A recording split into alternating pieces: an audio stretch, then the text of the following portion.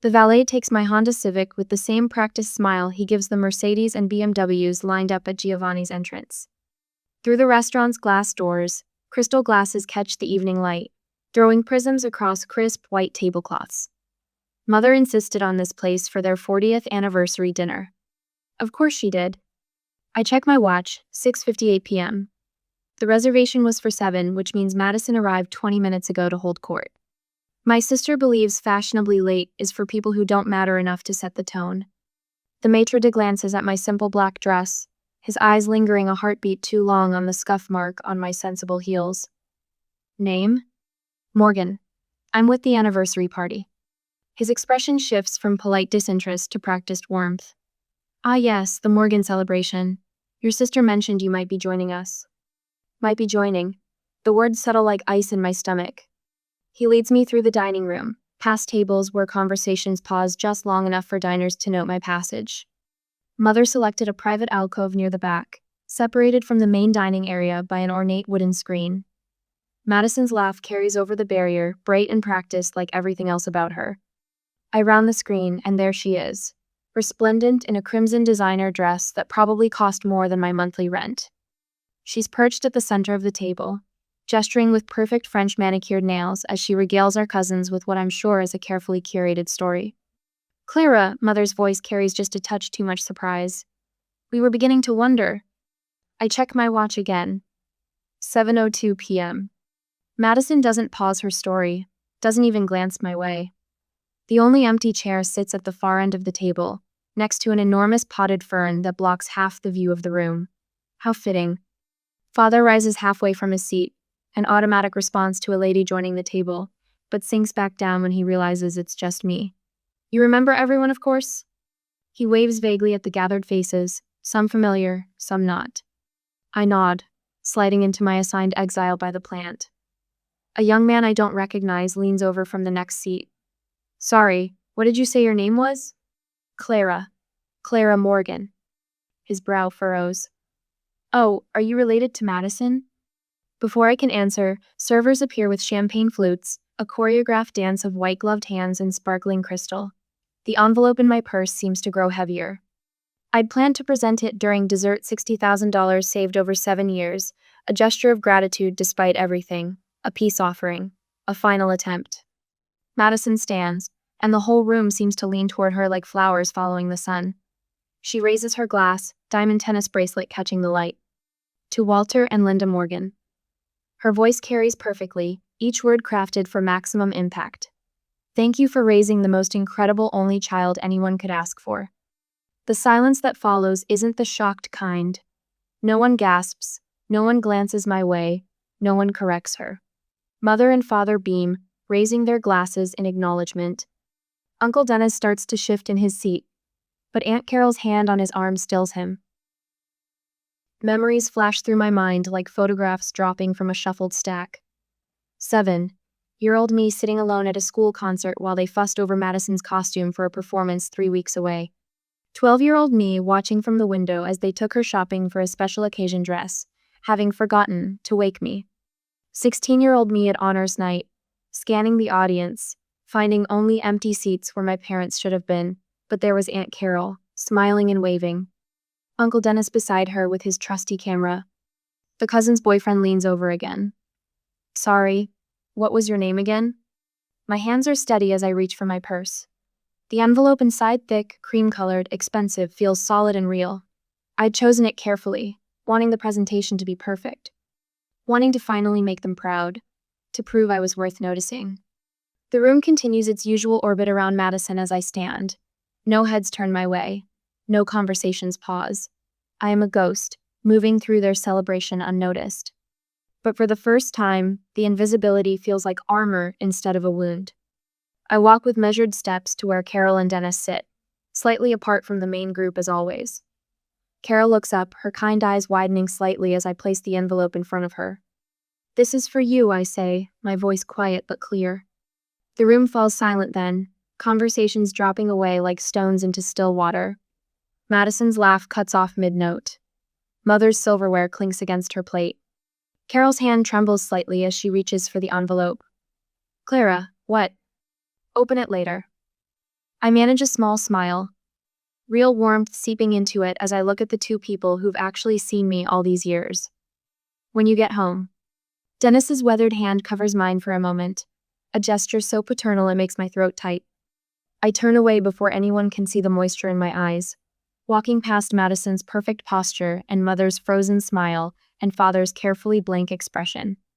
The matron appears with my coat, summoned by some invisible signal. As he helps me into it, I catch a glimpse of my reflection in the window. I stand straighter than I have in years. Behind me, the shock is finally settling in. Chairs scrape against the floor. Madison's voice rises, sharp with confusion. Mother calls my name, the tone shifting from surprise to command. I step out into the cool Connecticut evening, and for the first time in 35 years, I don't look back. Now in a flashback, the memories overwhelm me. The first box arrived in March, while I was studying for midterms. Mother knocked once, pushed open my bedroom door without waiting for a response. "Clara, we need to store some of Madison's competition trophies. You don't mind if we put them in here, do you?" She didn't wait for an answer, already arranging gleaming gold figures along my bookshelf. The afternoon light caught each engraved plate. Madison Morgan, first place. Madison Morgan, outstanding achievement. Madison Morgan, rising star. My design textbooks migrated to a cardboard box under my bed. "Just temporary," Mother said, but we both knew better. By May, my walls wore Madison's debate team photos. June brought her honor roll certificates. In August, Mother installed a desk for when Madison needs a quiet place to study. The fact that I lived and studied in this room seemed irrelevant. When I announced my acceptance to Rhode Island School of Design, Mother was refolding Madison's laundry. "That's nice, dear." She smoothed invisible wrinkles from a cashmere sweater. "Did you hear Madison got promoted? Junior VP of Communications at 25, the youngest in company history." The Morgan family photo wall told our story in careful chronological order. Madison's first steps, Madison's dance recital, Madison's graduation. I appeared in Christmas photos, always slightly off-center, usually half hidden behind an uncle or cousin. In the rare solo shots, my smile looked uncertain, as if I wasn't quite sure I belonged in the frame. But 3 hours away, in a modest ranch house with wind chimes on the porch, another collection grew. Aunt Carol kept a scrapbook. My first watercolor exhibition at the Community Centera small affair, but she drove through a snowstorm to attend. The local paper write-up of my internship with Preston Design. The business card from my first freelance job. "Look what came in the mail," she would say during our weekly calls, the shuffle of newspaper clippings carrying through the phone line. She read each one aloud, pride warming her voice. "Have you seen this? The Portland Home and Garden feature about your sunroom redesign?" I hadn't. Mother subscribed to that magazine. Uncle Dennis taught me to change a tire on a humid Saturday when my parents took Madison college shopping. "Everyone should know this," he said, demonstrating the proper way to position the jack. "Your father should have shown you years ago." The next weekend, he helped me open my first investment account. The following month, he explained compound interest and the importance of an emergency fund. "Financial independence," he said, tapping the calculator, "means you have to depend on anyone else's approval." I saved carefully after that. Extra clients. Weekend consultations. Every spare dollar tucked away in an account that grew slowly but steadily. $60,000 over 7 years. A thank you to the parents who gave me life, even if they rarely noticed how I lived it. The letter took 16 drafts. "Dear Mom and Dad, thank you for giving me a safe home and an education. I know I wasn't the daughter you expected, but I hope this gift shows my gratitude for the life you provided. The money represents 7 years of work proof that you raised someone who understands the value of dedication and perseverance, even if I express it differently than Madison. With love, Clara." The words felt inadequate. Everything I wrote sounded either bitter or desperate for approval. But maybe the money would speak louder than words. Maybe this time they would finally see me.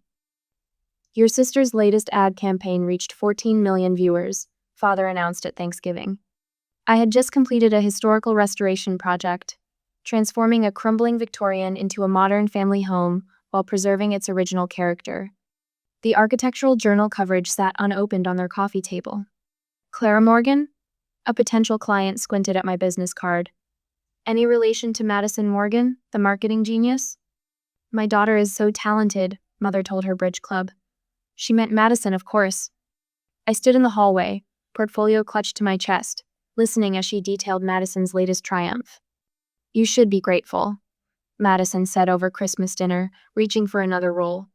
They don't pressure you to succeed like they do me. All those expectations. She smiled, butter knife catching the light. Really, being invisible is a gift. The envelope sat in my purse now, heavy with more than money. 7 years of careful saving. 7 years of hoping this gesture might finally bridge the gap. 7 years of pretending I didn't see the truth written on every wall of their house. My hand trembled as I lifted the envelope this morning, testing its weight one last time. For a moment, I almost changed my mind. Almost convinced myself that tonight would be different. Almost believed that $60,000 could buy the love I had spent 35 years trying to earn. But the Morgan family photo wall still told its carefully curated story. And in a modest ranch house 3 hours away, a different story waited to be told. The envelope contained more than money. It held years of unspoken truth. But what happens when a family's carefully maintained illusion is finally shattered by a single quiet act? Uncle Dennis would say it's simple mathematics. Subtract the lies, add the truth, and trust the final sum. Now in reality, my phone screen blazes with 17 missed calls in the pale dawn light. The timestamps march backward through the night. 6:47 a.m., 4:12 a.m., 2:35 a.m., 11:52 p.m. Voicemails stack up like winter firewood. I let them sit unplayed, watching steam rise from my morning tea. The first message breaks through at 8 a.m. sharp. Father's voice carries that special chill reserved for business enemies and disappointing children. You've embarrassed this family. 4 words, then silence. No goodbye. Mother takes longer to deliver her strike. Her message stretches past the 3-minute mark, words tumbling over each other in practiced distress.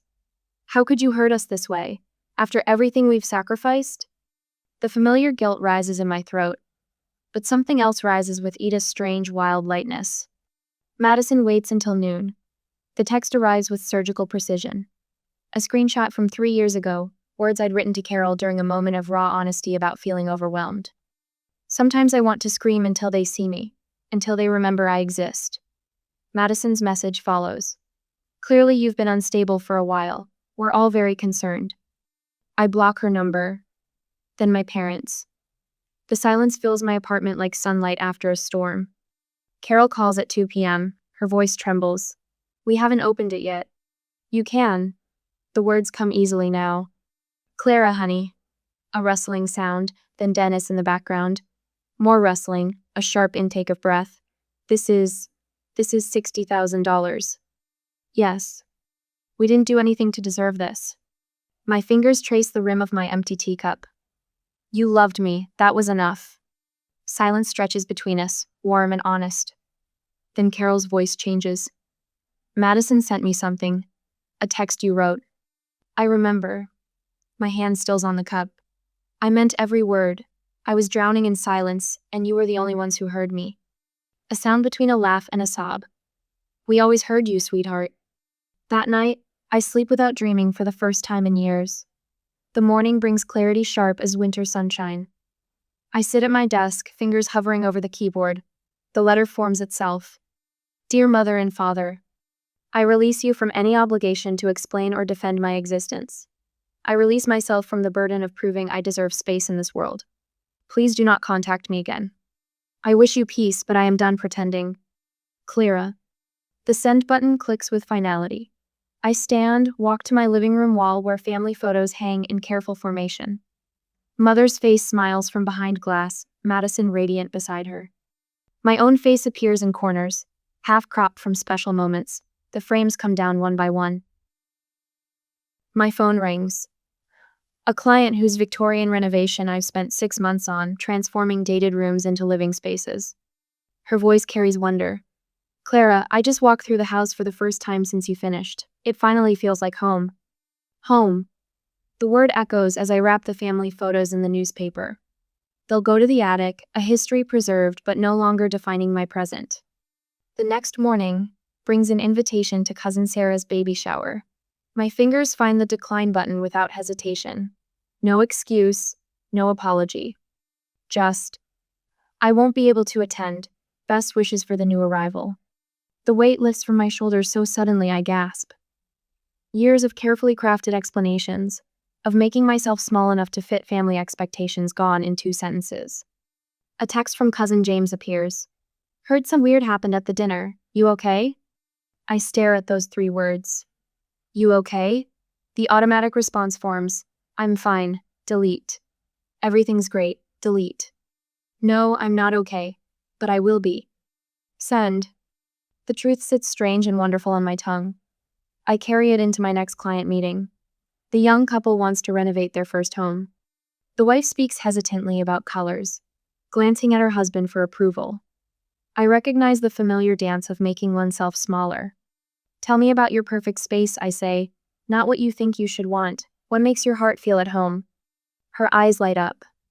For the next hour, she paints pictures with words-rich jewel tones, warm woods, spaces that wrap around you like a hug. Her husband watches her with growing wonder. I sketch as she speaks, letting her vision flow through my pencil. When I turn the paper toward them, she covers her mouth. That's exactly what I see in my head. How did you know? Because you told me. When we stop apologizing for our truth, beautiful things happen. The words surprise me with their certainty. I touch the silver pendant Carol gave me years ago, remembering her voice. Your vision matters, Clara. Never let anyone tell you different. That evening, I update my portfolio website. No more safe beiges and cautious designs.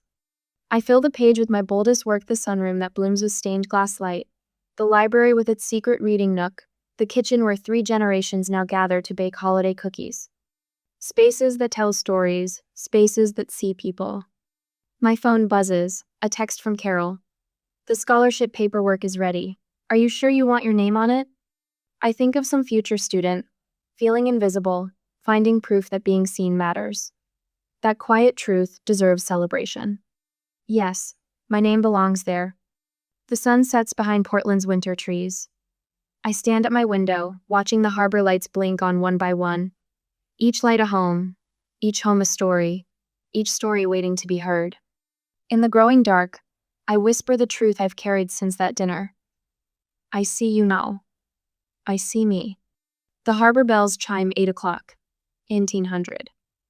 Somewhere in Connecticut, my parents are probably sitting down to dinner. Madison might be planning her next calculated move. But here, in this space I've created, their voices can't reach me anymore. I pick up my sketchbook, open to a fresh page. Tonight, I'll design something just for me. Something that speaks in my voice, without translation or apology. The pencil moves across paper, creating rooms filled with light. 2 weeks later, Uncle Dennis spots their car first. Linda and Walter, he says through the kitchen window, his weathered hands pausing over the tomato plants he's pruning. Aunt Carol's spoon clatters against the mixing bowl, but she continues stirring her banana bread batter as their Mercedes pulls into the gravel driveway. Unannounced, Carol murmurs, sliding the bowl onto the counter. That's new. They watch through the window as Linda emerges from the passenger side, wearing a St. John knit suit despite the casual Sunday afternoon. Walter follows, gripping a leather portfolio like a shield. Carol wipes her hands on her apron, leaving a dusting of flour that matches her silver hair. Ready? Dennis nods, moving to stand beside her. The doorbell chimes. Linda's smile is brittle when Carol opens the door. We need to discuss Clara's episode. Please, come in. Carol's voice carries the same gentle tone she uses for spooked horses at the rescue farm where she volunteers. Walter settles into their worn plaid armchair, his posture rigid against the comfortable cushions. Linda perches on the edge of the sofa, brushing invisible lint from her sleeve. The money needs to be returned, Walter announces without preamble. For the sake of family harmony. Dennis folds his arms across his chest. The gesture makes his John Deere t-shirt stretch across shoulders still strong from decades of real work. We don't take from family. His voice holds the quiet certainty of a man who spent 40 years teaching high school physics. But we do accept gifts. Linda's fingers twist her pearl necklace. You don't understand what this is doing to Madison. She's devastated. I imagine she is, Carol says, settling into her rocking chair. The wood creaks softly, a sound that soothed countless family gatherings. Truth often has that effect, Walter slaps the portfolio onto their coffee table, sending Carol's latest issue of Better Homes and Gardens sliding onto the floor. We've prepared documentation. Clara's behavior has been concerning. Has it? Dennis retrieves the magazine, smoothing its pages with careful hands. From where we sit, she's never been clearer. The lawyer's letter arrives 3 days later, heavy cream paper carrying veiled suggestions about Clara's mental state when making the gift. Carol reads it twice, then files it carefully in the folder where she's kept every card and program from Clara's events over the years. Madison's campaign starts subtly. A Facebook post about supporting loved ones through difficult times. A carefully curated photo of her comforting their mother. Comments flood in, asking what's wrong, allowing Madison to spin her story of concern. I just worry about Clara, she tells their cousin Sarah over coffee at the country club. Her voice carries just enough for the next table to hear. She's always been sensitive. Remember when she missed my high school graduation? Mother tried so hard to help, but you know how Clara gets. The truth that Clara had been in the emergency room with appendicitis while Carol held her hand doesn't fit Madison's narrative. In the next few following days, Clara's clients start mentioning their concerns. Mrs. Whitman, reviewing swatches for her sunroom, brings it up casually. Your sister called. She's so worried about you, dear. Said something about erratic behavior? Clara sets down her fabric samples. Mrs. Whitman, would you say my work has been erratic? The older woman glances around her half-finished sunroom, where Clara's design has transformed a dark space into a symphony of light and comfort. No, she says slowly. Actually, you're the most reliable professional I've ever worked with. Then let's focus on selecting the perfect fabric for your window seats. Clara's phone buzzes constantly with family members choosing sides. She lets their messages pile up, unread. Her social media stays quiet, no defensive posts, no public battles. She posts only her work, before and after photos, design tips, client testimonials. Coastal Living magazine features her renovation of a sea captain's house. Morgan's honest, unpretentious aesthetic breathes new life into historical spaces. The article reads, her designs feel like coming home. New clients seek her out specifically because of her authenticity. No showhouse glitter, one tells her. Just real homes for real people. The surprises come in small ways. A card from her father's college roommate. I was at your 3rd grade art show. Your parents missed it, but I saw your talent then. Still do. A message from a second cousin. They did the same thing to my mother. Call me if you need to talk. On Friday, a local design school student appears at her office. Mrs. Peterson said you might be willing to mentor me? Clara recognizes Carol's handwriting on the girl's reference letter, sees her own younger self in the hopeful eyes. Tell me about your dreams, Clara says, pulling up a chair. The scholarship announcement appears in the local paper on Tuesday next week. The Carol and Dennis Peterson Design Scholarship, established in honor of Clara Morgan, will provide annual support to emerging artists and designers who demonstrate exceptional promise. Clara reads the notice over her morning tea, sunlight streaming through the windows of her apartment. Her calendar notification pings. Christmas, Carol and Dennis. Her design schedule fills steadily. A historic farmhouse renovation, a young family's first home, a waterfront cottage being transformed for retirement dreams. Each project chosen for substance over flash, each client seeking something real. The silence in her apartment wraps around her like a favorite blanket. No performance required, no constant vigilance, no need to make herself smaller to fit someone else's story. She waters her windowsill herbs, basil, thyme, rosemary, the plants Carol helped her choose when she first moved in. Their fragrance fills the morning air, honest and green and alive. Her phone lights up with another message from her mother. She lets it fade to black, unread. The truth sits in her chest, solid and warm as a river stone. Some forms of peace can only be found on the far side of no. 3 weeks later, the silver Lexus sits in my driveway like an accusation.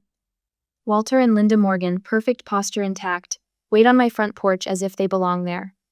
The winter sun catches Linda's pearl necklace, throwing small rainbows against the weathered wood siding of the house they've never bothered to visit before. My fingers tighten around my steering wheel. Their presence feels like an invasion, especially with that manila envelope clutched in Walter's manicured hands. I've seen enough family photos over the years to recognize a manipulation attempt when I see one. Something shifts in my chest, not fear, not anger, but a strange calm. I park beside their car, noting the Connecticut plates that mean they drove 4 hours to ambush me. The fact that they finally made the effort would have meant everything 3 months ago. Clara. Linda steps forward, arms extended for an embrace that will never come. We've been so worried. I unlock my front door, considering my options. The Clara they remember would have stood on the porch, letting the January wind steal her warmth while they wrote the script. But that Clara doesn't live here anymore. You can come in for 30 minutes, I say, voice steady. I have a client meeting at 3. The lie settles between us. They know it's Sunday. I know they know, but they follow me inside because the alternative means admitting they drove all this way for nothing. My living room welcomes them with warm cream walls and carefully curated furniture, each piece selected to create the sense of home I never felt in theirs. Linda's eyes catch on the original artwork, the hand-knotted rug, the custom bookcases. Her lips purse as she calculates the cost, looking for evidence of financial instability to support their narrative. Would you like tea? I move toward the kitchen, not waiting for an answer. The ritual of measuring loose leaves, warming the pot, selecting cups becomes a small act of control. They can't start their performance until I return with the tray. We brought some things we thought you should see.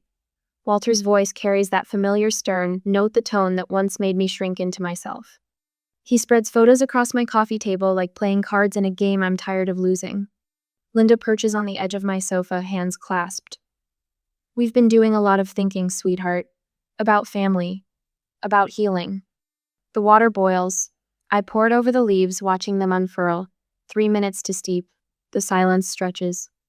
Carol told us you won't return our calls, Linda continues, voice trembling. After everything we've done for you. When was the last time you called just to ask how I was? The question slips out quietly, carried on the steam rising from the teapot. Linda blinks. Walter shifts in his seat. I place the tray on the coffee table, nudging aside their photos to make room. Not when you needed something. Not when Madison told you to check on me. Just to ask how I was doing. Now, Clara, that's not fair. Walter's finger taps against the manila envelope. We've always supported you. Look at these, your 5th birthday party, the family trip to Cape Cod, your high school graduation. I reach for my bag, still sitting by the door where I dropped it. The calendar I pull out is worn at the edges, pages marked with post-its and colored tabs. May 15th, 2009, my first design showcase. You marked attending on the RSVP. Carol drove 3 hours to be there. Each word falls like a pebble into still water. The 3rd of December, 2012. Emergency appendectomy. The nurse asked 5 times if there was anyone else she should call besides Carol. You're being dramatic. Walter's face flushes. We had commitments. To Madison's events. Always to Madison's events. I lay my old hospital bracelet next to their perfect photos.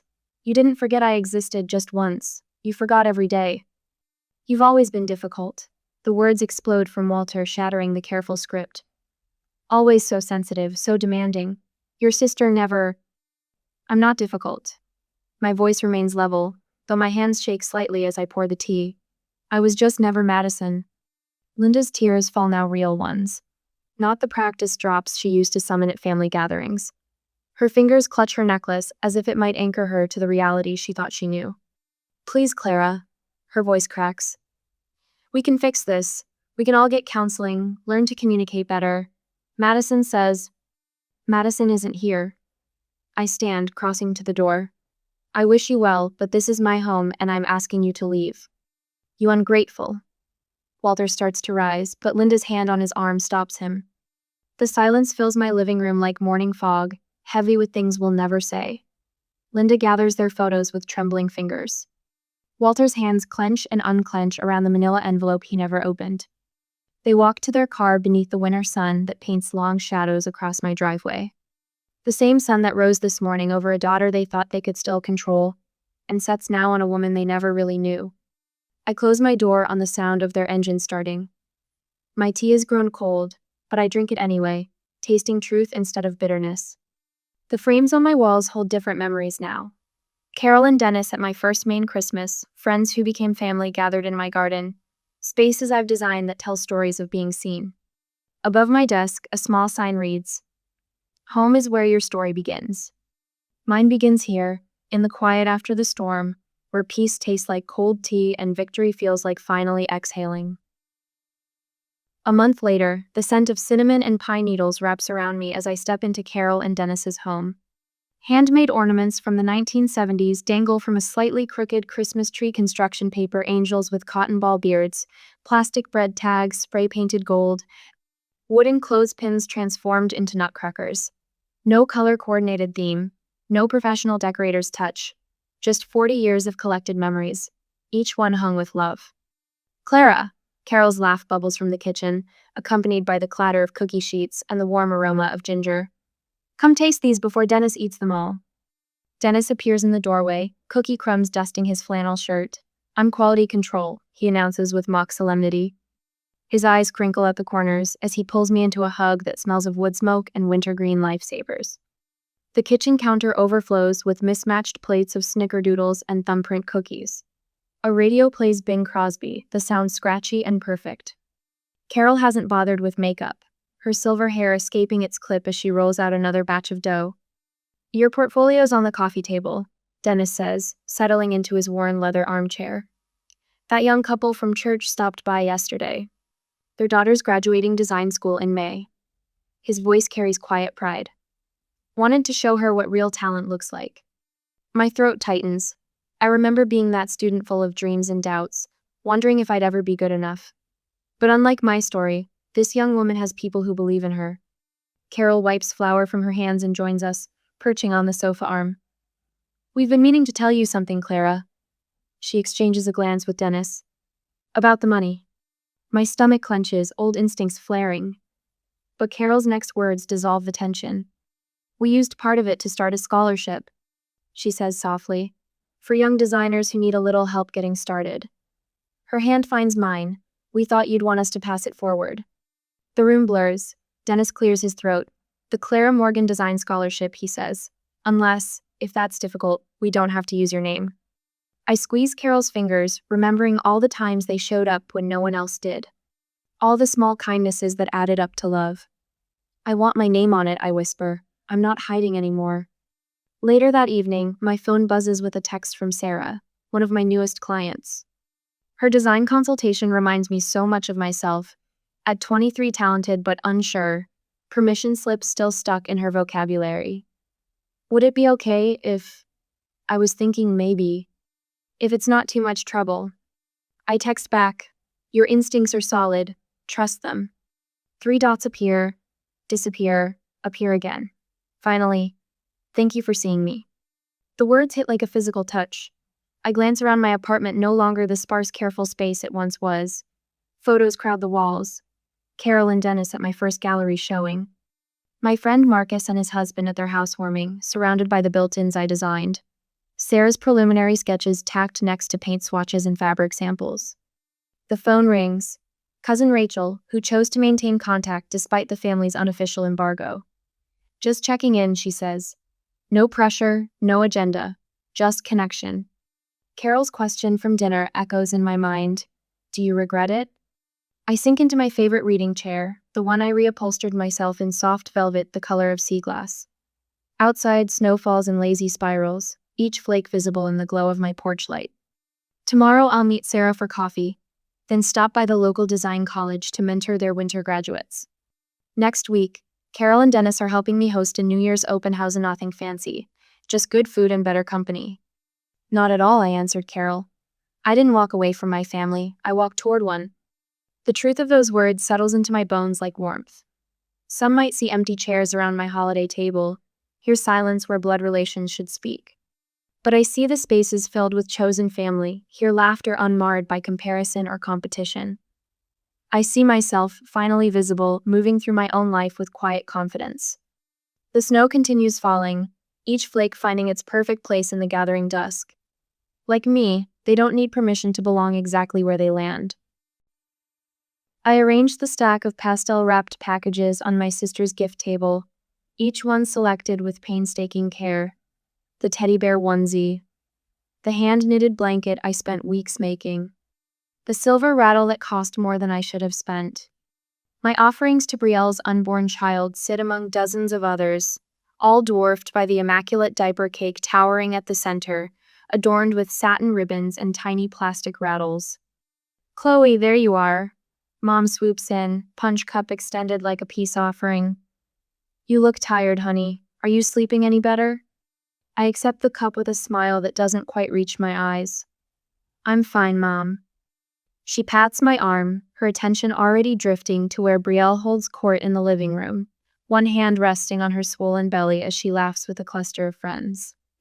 Mom's gaze lingers on her younger daughter with naked adoration. Brielle looks absolutely radiant today, doesn't she? She doesn't wait for my answer before hurrying back to refill my sister's plate. I sip the too-sweet punch and survey the scene. Brielle's suburban home sparkles with baby shower perfection. Soft pink and blue streamers hang from the ceiling. Welcome baby banners adorn the walls. Platters of finger sandwiches sit mostly untouched beside color-coordinated cupcakes. Everything is picture perfect, just like Brielle herself.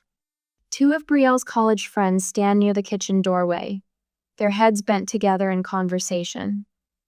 When I approach to refill my punch, they straighten abruptly, their smiles too bright. "Such a lovely shower," one says, voice pitched unnaturally high. "Absolutely beautiful," the other agrees before they both drift away, casting backward glances. This happens 3 more times as I circulate through the room. Conversations stop, eyes slide away from mine, smiles turn brittle. Dad appears at my elbow, squeezing my shoulder. "How's my girl holding up?" "I'm okay." It's the answer I give everyone these days. Simple. Expected. A lie. "Good, good." He nods, distracted, then brightens as he spots Brielle waving him over. "Your sister needs me. We'll catch up later, princess." I watch him cross the room, bending to kiss Brielle's cheek as she whispers something that makes him laugh. Some distant part of me remembers when Dad used to laugh like that with me. Before Logan died, the memory hits like a physical blow. Logan's Toyota crumpled against the highway divider. The police officer at my door at 3 a.m. The closed casket at the funeral home because they said it would be better that way. Better for whom? Not for me. Not for the widow robbed of even a final goodbye. 7 months. 7 months since I buried my husband. 7 months since I dragged myself through days that felt endless, nights that offered no rest. 7 months of grief support groups and antidepressants, and learning how to speak about him in past tense. And now here I stand, smiling politely at my sister's baby shower, the first family event I've attended since the funeral. The brave widow, finally emerging from her cocoon of grief. If only they knew how I still reach for him in my sleep. My gaze drifts to where Mom and Dad hover around Brielle. It was always this way, even before Logan's accident. Brielle, the golden child. Brielle, the one who commanded attention simply by existing. Brielle, whose needs always somehow outranked mine in the family hierarchy. I don't begrudge her the spotlight. I never have. But today, something feels different. The way they orbit around her. The way they've barely spoken to me beyond cursory greetings. The calculating glances Brielle keeps sending my way. My phone buzzes in my Pokeda calendar reminder for tomorrow's bank transfer. Another $1,200 to my parents' account. The third such payment since Dad's retirement fund took a hit last spring. Money from the savings Logan left behind. Logan, who provided security even in death. Our suburban home, paid in full. The downtown condo he kept as an investment property. The $420,000 in savings and investments that I haven't touched except to help my suddenly needy parents. "So, Brielle," someone calls out, "you still haven't told us who the lucky father is." The room quiets, all eyes turning to my sister. She smiles mysteriously, one hand caressing her belly. "You'll find out soon enough," she says, eyes flicking toward me. A tinkling sound cuts through the chatter. Brielle stands in the center of the room, tapping her glass with a spoon. Conversation dies. She radiates in her floral maternity dress, pregnancy giving her a glow that seems almost theatrical. "Everyone," she announces, "before we open gifts, there's something I need to share." Her voice carries perfectly. This is her stage, her moment. It's time you all knew. She pauses, her eyes finding mine across the room. "Logan Wilson is the father of my baby." The punch glass slips from my fingers. The crash of shattering glass echoes through the suddenly silent room. Punch splashes across the hardwood floor like blood. I don't move. I can't move. The world has stopped spinning. Brielle reaches into her purse, extracting a small stack of photos with practiced precision. She holds them up one by one. Logan and Brielle embracing outside a hotel room. Logan holding her hand across a restaurant table. Logan smiling at my sister in ways he once smiled at me. My gaze swings to my parents. Their faces show concern, sadness, but not surprise. They knew. They already knew. "Since my baby is his only heir," Brielle announces, her voice carrying across the frozen tableau, "I'm entitled to half of everything Logan left you." The punch spreads around my feet, seeping into the cracks between the floorboards. Just like the truth, soaking into the crevices of my life, staining everything it touches. I stand frozen, punch soaking the hem of my skirt as whispers ripple through the room. My sister's words hang in the air like poison. "Logan Wilson is the father of my baby." 5 words that shred the fragile peace I've cobbled together since burying my husband. Brielle remains center stage, one hand protectively curved over her belly, the other still clutching those damning photographs. Her mascara remains perfect, despite the theatrical tears glistening in her eyes. Mom rushes past me, glass crunching beneath her sensible heels, to embrace Brielle. There, sweetheart. This must be so hard for you." She pats my sister's back with the same motion she used when we were children, when Brielle skinned her knee or lost a dance competition. No one touches me. No one approaches the widow whose world has just imploded for the second time in 7 months. Dad clears his throat, addressing the stunned guests with practiced solemnity. "We know this comes as a shock to everyone, but Logan's child deserves his rightful inheritance. We must do right by Logan's legacy." Logan's legacy. The words strike me like physical blows, as if Logan's legacy could be reduced to assets and bank accounts. As if his legacy weren't the life we built together, the memories still hanging from every wall of our home.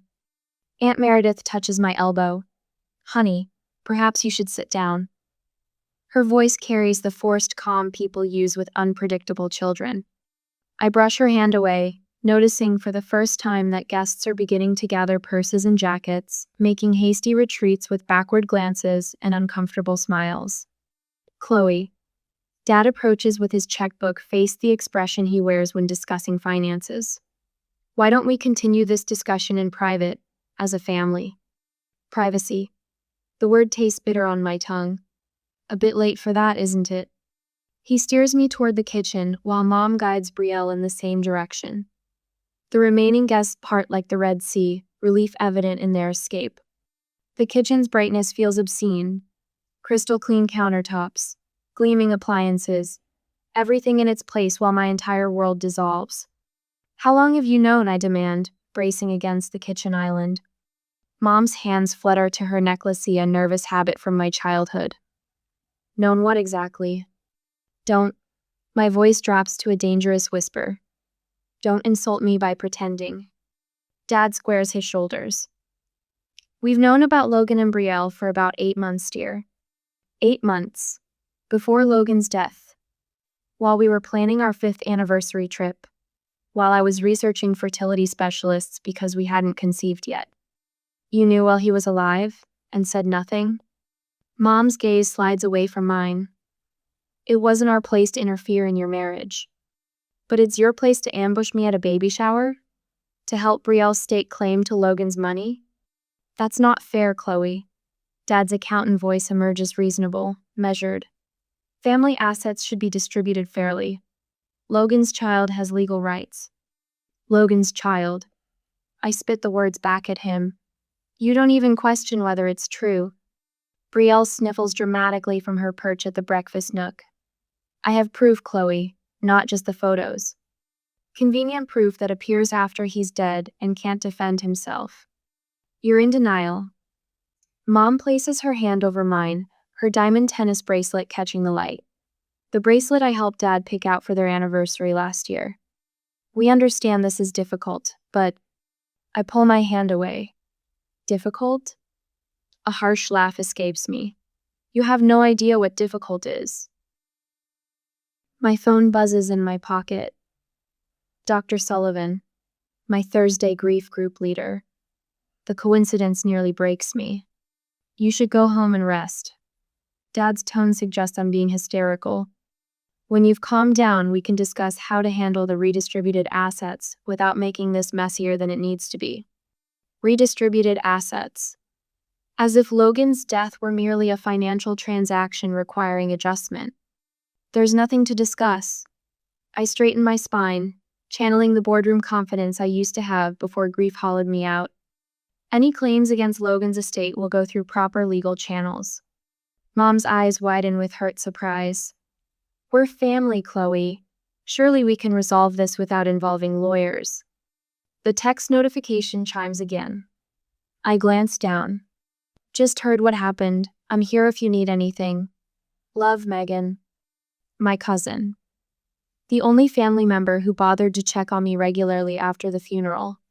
I need to go. I step toward the doorway, my legs steadier than I expected. Don't be hasty, princess. Dad blocks my path using the childhood nickname that once made me feel treasured. Gerald Whitaker's firm handles family estate disputes. I've already spoken with him about our situation. Our situation. The casual admission that they've been planning this ambush strikes me with crystal clarity. You've already consulted a lawyer? My voice sounded our way, even to my own ears. Just preliminary discussions. Dad's hand settles on my shoulder. For everyone's protection. I shake off his touch. I have to go to work tomorrow. My boss has already been too flexible with my grief leave. About that, Mom interjects. You might consider taking more time off given these new circumstances. My phone rings. Simon Walsh, my actual boss, who called weekly after Logan's funeral to check on me, who sent meals when I couldn't cook for myself. I'll see myself out. Brielle calls after me. This doesn't have to be ugly, Chloe. Think about your nephew or niece. I don't turn back. That night, I lie awake in our king-sized bed still, our bed. Never just mine. The inheritance attorney's card sits on the nightstand where I've kept it since the funeral, untouched until now. Tomorrow I'll call him. Tonight, I finally understand a truth I've spent years denying. I have no family to trust. I toss the Mapleton Herald onto my kitchen counter, the front page headline slapping against the granite. Pregnant widow speaks out. I just want what's best for Logan's baby. Bile rises in my throat. Brielle's photo dominates the page, her hand cradling her belly, eyes cast downward in practiced humility. The reporter didn't bother calling me for comment. Why would they? The grieving, bitter widow denying her dead husband's child makes for a far less sympathetic story. The doorbell rings. Third time this week. I peer through the Peopleino one there. Just another pastel-wrapped package on my porch. I crack the door open and drag the box inside with my foot, not wanting to be seen. Inside, a yellow knitted blanket with a note pinned to it. Every child deserves to know their family. Don't punish an innocent baby. No signature, but I recognize my mother's handwriting on the card. She taught elementary school for 30 years. Some things you can't disguise. My phone vibrates with a text from Cousin Maggie. Your parents told everyone at church about Logan's baby yesterday. Pastor Jim is organizing a prayer circle for your healing and acceptance. I'm so sorry, Chloe. I drop onto the couch, my legs suddenly unable to hold me. The family betrayal expands like a gas, filling every corner of my life. The phone rings again. My grief support group leader, Vanessa. Just checking in, she says. Thursday session still on your calendar? I'll be there. My voice sounds steady, which surprises me. Good. The group's worried about you, after what you told us last week. Last Thursday, I'd finally shared Brielle's bombshell. Expected shocked silence. Instead, received immediate, fierce protectiveness from people who barely knew me. Actually, I say, could I bounce some ideas off the group? I need a war council. Vanessa's voice warms. That's exactly what we are. 2 days later, I spread Logan's financial records across the grief group's meeting table. 8 people leaned forward, examining the papers with the intensity of military strategists. I never realized how organized Logan was, I say, tapping a color-coded spreadsheet. Every trip, every meeting, every purchase all documented. Maria, a retired accountant who lost her wife last year, adjusts her glasses. Timeline doesn't match what your sister claims. According to these records, Logan was in Chicago when she says they met at the Lakeside Hotel. Derek, who wears his late son's baseball cap to every meeting, slides a journal toward me. His work entries contradict her story too. The dates don't align. Something stirs in my memory. Logan mentioned once something about medical issues as a child. Said that's why he was so thorough with health checkups. I shuffle through more papers, but I can't find his complete medical history anywhere. Robert Caldwell, my attorney, sits beside me, taking notes. I'd invited him to join today's session specifically for this brainstorming. The burden of proof in paternity cases is complex, he explains. Without Logan here to provide DNA, they'd normally test close biological relatives, but she's claiming inheritance rights based solely on these photos and alleged encounters. He taps his pen against his notepad. What we need is evidence that Logan couldn't be the father. Medical records could be crucial. The knot in my stomach loosens slightly. For the first time since the baby shower, I feel a glimmer of hope. That night, surrounded by documents in my home office, my marketing background kicks in. I create a digital evidence board, categorizing everything by type, date, and relevance. Green for supporting evidence, red for contradictions in Brielle's story, yellow for items requiring verification. I hang a printed version on my wall, stepping back to study the patterns. The timeline discrepancies leap out immediately. Photos of Logan at work conferences on days Brielle claimed they were together. Credit card statements showing purchases in different cities. His detailed calendar notes. My phone rings, displaying unknown number. Usually, I'd let it go to voicemail, but something compels me to answer. Hello? Silence, then a woman's voice, hesitant and older. Is this Chloe Wilson? Yes. Who's calling? My name is Elaine Foster. You don't know me, but... A pause, a deep breath. I'm Logan's biological mother. The room tilts sideways. I grip the edge of my desk. That's impossible. Logan was an orphan. No, her voice cracks. He wasn't, but I understand why he told you that. I sink into my chair. I don't understand. Logan spent his childhood in foster homes because I couldn't care for him. Substance abuse problems. Her voice flattens, stripped of emotion through years of painful recitation. By the time I got clean, he was 16 and wanted nothing to do with me. I respected that, kept my distance. My mind reels. Logan never mentioned any of this. I've been sober 26 years now, she continues. I searched for him off and on, but he changed his name when he turned 18. I only found out about him again when I saw his obituary last year. Tears burned behind my eyes. Why are you calling me now? Because I saw the newspaper story about your sister's baby, and Chloe. Her voice drops to nearly a whisper. It's impossible. Logan was diagnosed with complete azoospermia when he was 26. He couldn't father children. Ever. The evidence board blurs as tears spill onto my cheeks. Are you certain? Absolutely certain. It was genetic, related to issues he had as a child. I have copies of his medical records from before he cut contact. And if you need DNA to prove I'm his mother, I'll provide it. For the first time since the baby shower, I weep freely. Not from pain, but from validation. Logan hadn't betrayed me. My family had betrayed us both. Through my tears, I spot a folder I hadn't yet opened labeled simply Medical Personal, in Logan's neat handwriting, tucked at the bottom of a box from his office. With trembling fingers, I pull it out and flip it open. There, in official medical letterhead, the diagnosis stares back at me. Dated 8 years ago. Complete azoospermia. Confirmation of what Elaine just told me. Mrs. Foster. I managed through my tears. Would you be willing to meet with my attorney?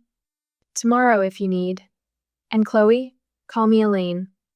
After we hang up, I sit motionless, staring at Logan's medical file. The weight on my chest lifts slightly. I still grieve my husband, but now I can defend his memory with the truth. I text Caldwell immediately, attaching photos of the medical documents. We have what we need. Logan couldn't have fathered any child. Call me first thing. His response comes seconds later.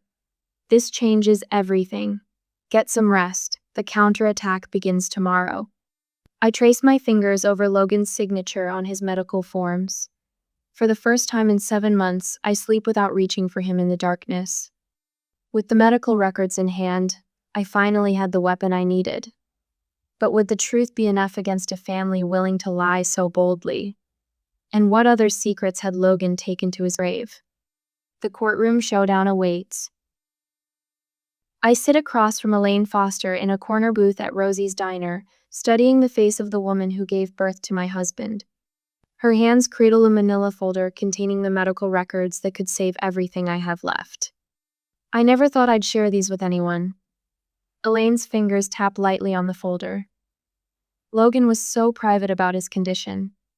The folder slides across the Formica table, a simple handoff that carries the weight of salvation. Inside lies the proof that my husband, her son, could never have fathered Brielle's child. Thank you, I whisper, my throat tight. This couldn't have been easy. Nothing about losing a child is easy. Her eyes, the same deep brown as Logan's, hold mine. But watching someone try to profit from his death? That's something I can't abide. Back at Robert Caldwell's office, he reviews the medical documentation with careful precision, his experienced eyes cataloging each detail. The diagnosis of complete azoospermia at age 26. The follow-up consultations. The genetic testing. All of it meticulously documented. This changes everything. He looks up, a rare smile crossing his face. I'm filing for expedited DNA testing today. I exhale. For the first time in a week, feels tangible. The counterattack from Brielle's lawyer comes swiftly. A motion to exclude the medical records as unreliable and potentially falsified. When that fails, a request to delay proceedings based on concerns for the mother's health. I recognize the tactics for what they are: desperation. My parents show up at Horizon Media on Tuesday afternoon. Standing in the lobby, they look smaller somehow, less imposing than the figures who dominated my childhood. Please tell Miss Wilson her parents are here. Dad tells the receptionist with the authoritative tone he's always used to get his way. I watch from the hallway as Andrea, our front desk coordinator, politely informs them that I'm unavailable. Mom's face crumples in practiced distress while Dad's shoulders stiffen.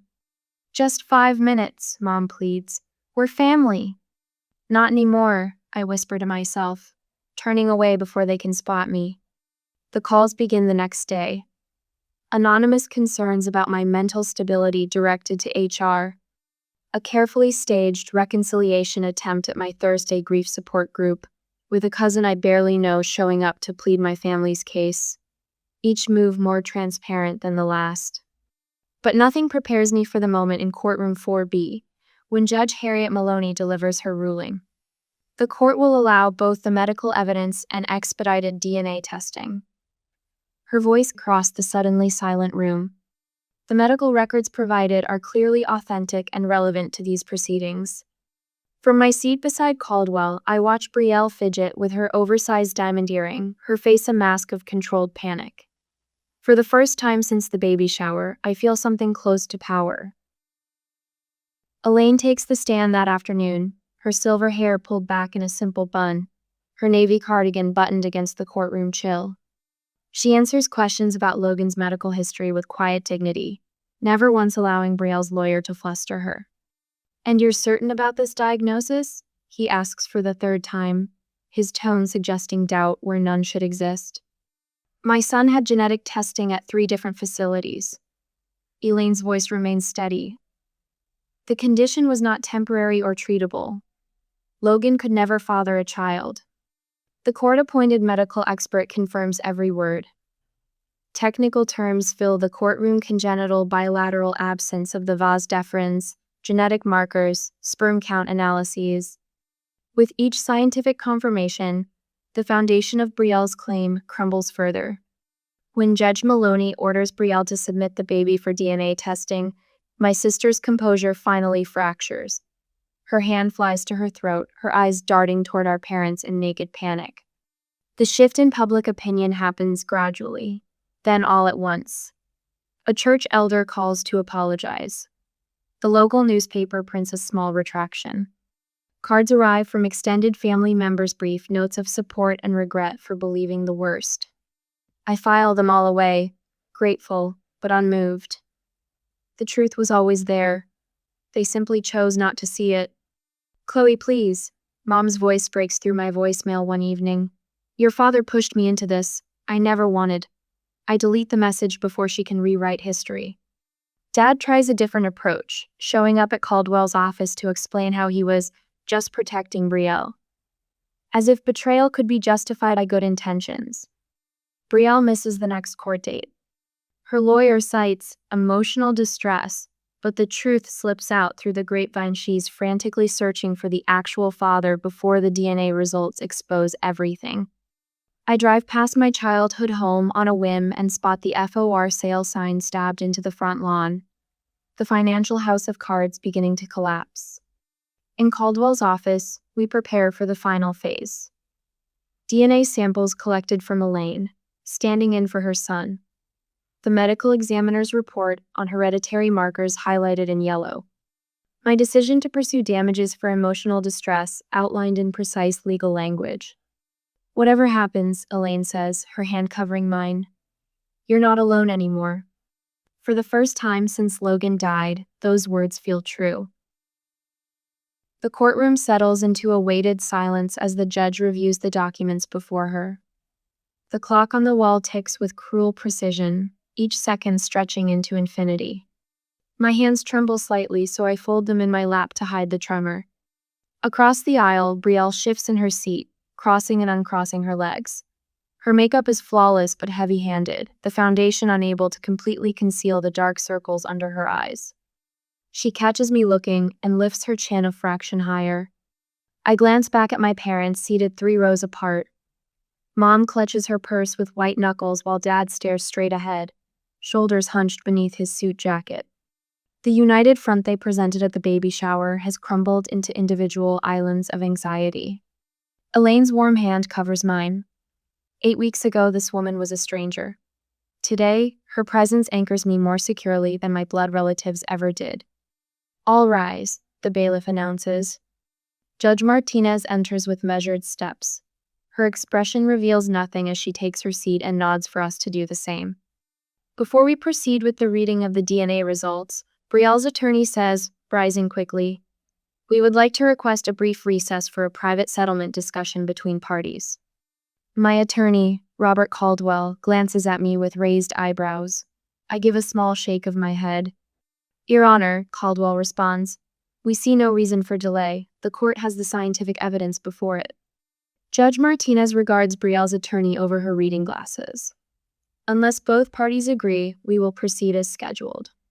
In the hallway during the mandatory 15-minute recess, Brielle's attorney corners us with a manila folder. $100,000, he says, sliding the folder toward Caldwell. Miss Wilson drops all counterclaims, signs an NDA, and we all walk away today. I almost laugh at the inadequacy of the offer. A fraction of what Logan left me, in exchange for silencing the truth. Mom appears behind the attorney, eyes red-rimmed. "Chloe, please. This has gone far enough. Family matters should stay private. I look at the woman who taught me to tell the truth, even when it hurt. The woman who chose her golden child's lie over her widowed daughter's pain. The truth doesn't require privacy. I tell her, my voice steadier than I expected. Back in the courtroom, Judge Martinez unfolds a sealed document. The DNA testing lab's letterhead gleams under the fluorescent lights. The court has received the results of the genetic testing ordered on the 14th of March, she announces. I will now read the findings into the record. My heartbeat hammers in my throat. Elaine's fingers tighten around mine. Based on comprehensive genetic analysis comparing samples from minor child Harper, Brielle Harper, and Elaine Foster, the testing facility reports. Judge Martinez pauses, her eyes moving across the page. 0% probability of genetic relationship between the minor child and Elaine Foster. A collective intake of breath ripples through the courtroom. The laboratory concludes with 99.99% certainty that Logan Wilson, as represented by biological relation Elaine Foster, cannot be the biological father of the minor child. Brielle makes a sound somewhere between a gasp and a sob.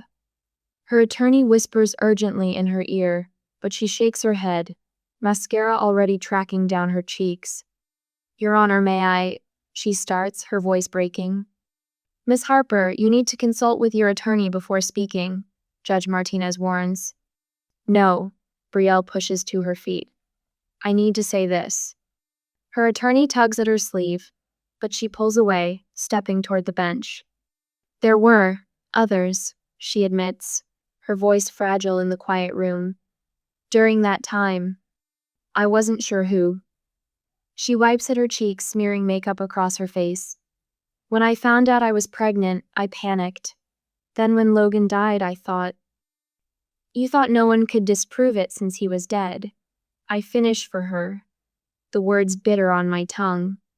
She looks at me directly for the first time. I just wanted what you had, she whispers. You always had everything.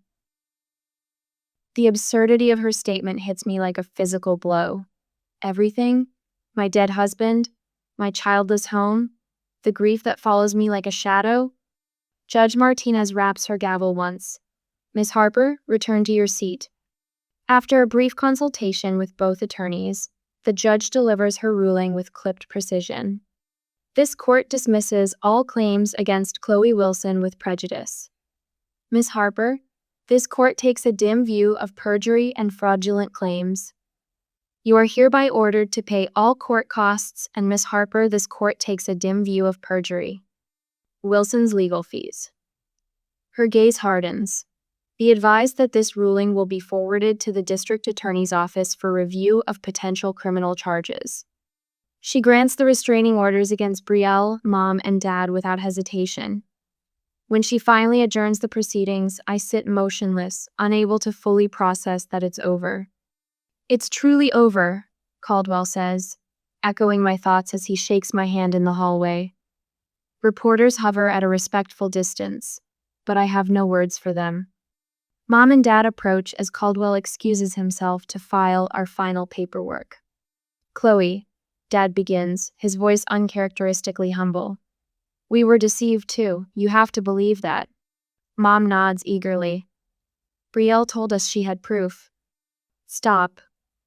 The word emerges quiet but sharp enough to silence them both. You chose the lie that served you best. The one that might have given you access to Logan's money. I straighten my shoulders. Make better choices with someone else's trust. You've exhausted mine. I turn and walk away without looking back, each step lighter than the last. Outside on the courthouse steps, Elaine waits with her coat folded over her arm. Spring sunshine catches in her silver hair, so like Logan's in texture if not color. I was thinking, she says as I approach, I'd like to tell you about Logan as a child, perhaps over dinner? For the first time in nearly a year, my smile feels genuine. I'd like that. There's still pain, still grief, still healing to do. But as we descend the courthouse steps together, I realize that family isn't always who you're born to. Sometimes, It's who stands beside you when the truth finally comes to light. My office door swings open to a chorus of, "Welcome back." Colleagues gather around my desk with genuine smiles, not the brittle ones from Brielle's baby shower. Lisa from accounting places a small potted peace lily on my desk. "We missed you, Chloe." Their warmth wraps around me like a quilt on a winter morning. After months of part-time hours, returning full-time feels like reclaiming a piece of myself Logan's death stole from me. That evening, I unroll a yoga mat in the community center's back row. The instructor nods encouragingly as I struggle through my first downward dog in years. My muscles protest, but something inside me stretches to something that's been tightly coiled since that punch glass shattered on Brielle's hardwood floor. After class, I open my laptop and book a cabin in Estes Park, Colorado. Logan and I had planned to celebrate our 5th anniversary there. Now I'll go alone, carrying his memory to the mountains he loved. The confirmation email arrives with a ping that sounds like possibility. Tuesday evening, Elaine arrives with a casserole dish and a photo album. Our weekly dinners have become the surprising anchor in my week. "Logan at 8, she says, pointing to a gap-toothed boy clutching a baseball. "Foster home number 3, but a good one.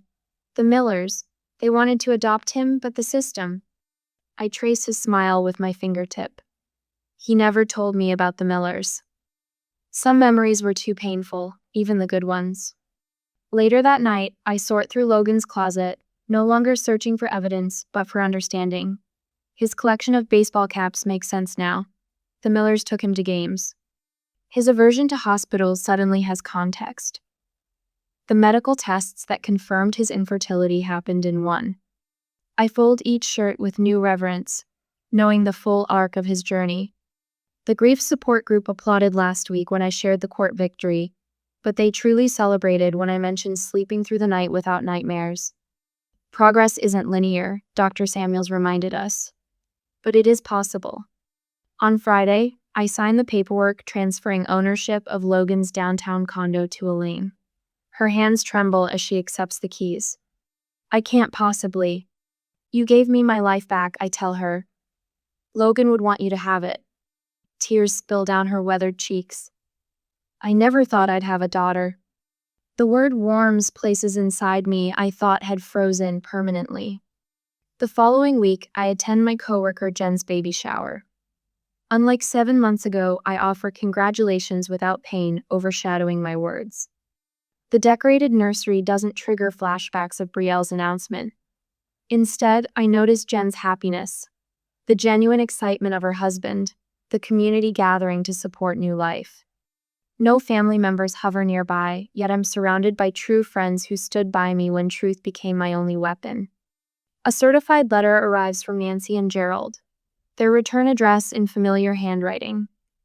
I place it unopened on my desk beside a framed photo of Logan and me in simpler times. Some bridges should not be rebuilt, especially those burned deliberately by those who should have protected you. Brielle's social media announcement about moving to Arizona appears in my feed through a mutual friend. I scroll past without comment. Instead, I complete an application to volunteer at the grief support center that saved me. I finalize details for the Logan Wilson Memorial Scholarship for foster children pursuing higher education. I mark my calendar with travel dates: Colorado in autumn, perhaps Italy next spring. On a crisp Saturday morning, I stand at Logan's grave with fresh flowers. Yellow daisies, his favorite. Footsteps approach from behind, and Elaine appears with her own bouquet. We stand in comfortable silence, honoring what was lost and what was found. "The truth may hurt," I finally say, "but lies destroy." I choose truth. Elaine's hand finds mine, and we stand connected, a family formed not by blood, but by standing together in our darkest moments.